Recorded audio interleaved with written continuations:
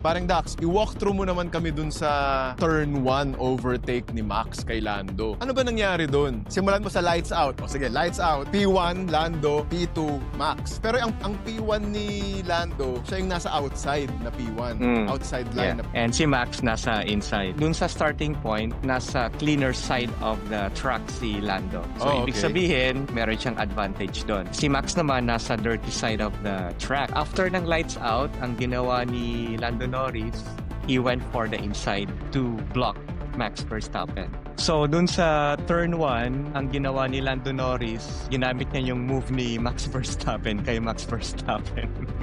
kinat niya agad eh, di ba? Sinaraduhan niya agad eh. Pero ang pagkakamali ni Lando Norris, sobrang late yung braking niya. To the point na doon sa apex, dire-diretso siya. So nag-wide siya. Nag-wide siya, nag-off track.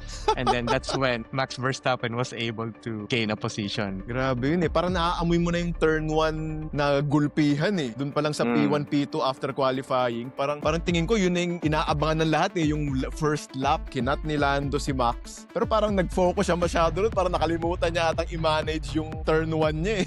Ito yung lagi kong sinasabing isa sa mga weaknesses ni Lando Norris. Yung talagang yung pagbabottle niya sa starting of the race kapag ang nasa katabi niya si Max Verstappen. Susceptible sa mistakes si Lando. Correct. Pag mga ganyan. Ito yung parang pinaka magdidetermine talaga kung sino yung mas mature na driver. Kasi napaka-stable ni Max Verstappen under pressure eh. He thrives under pressure, di ba? Mas nagpe-perform siya pag pag high stakes na. Ito yung sinasabi din ni Toto Wolff na lahat ng mga Formula 1 driver, dapat yung pressure parang normal na lang sa kanila yun. It should never bother them, di ba? That's why siguro yung after ng start na yun, I think alam na ni Max kung ano yung gagawin niya.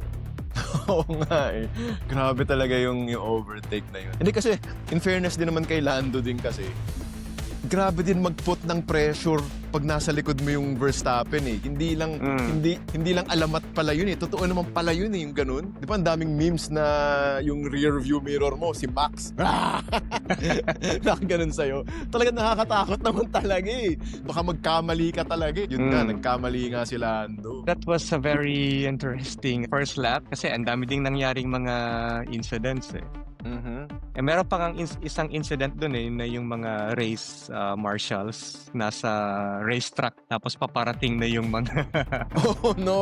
kotse. Yan, biglang nag-double yellow flag dun sa section na yun. What a race yun. Magandang karera na naman.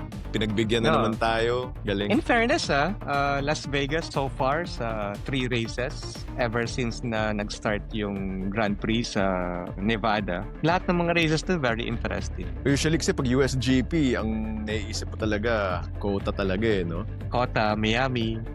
Kota, Miami. At least tong Las Vegas, lumalaban din sa pagandahan ng mga karera. At least ngayon, nag-settle down sila sa mga pakulo. Yung mga gimmick. Eh baka kailangan nila nun kasi syempre bagong Grand Prix, bagong racetrack, kailangan magpakilala siguro. Kasi nung first year nila parang Cirque du Soleil eh. Ang daming mga... Dinaan sa pakulo. Yung may moment si Bruce Buffer and then si Checo, di ba? Ano, nag-announce siya? Na parang pang UFC. Sergio Perez! Siya nag-introduce ng mga driver? Tapos yung next na scene ng camera, nakatutok kay Checo. Si Checo parang, anong gagawin ko? Papasok na ba ako? Siyempre, itong mga F1 drivers, focus na focus din yan eh.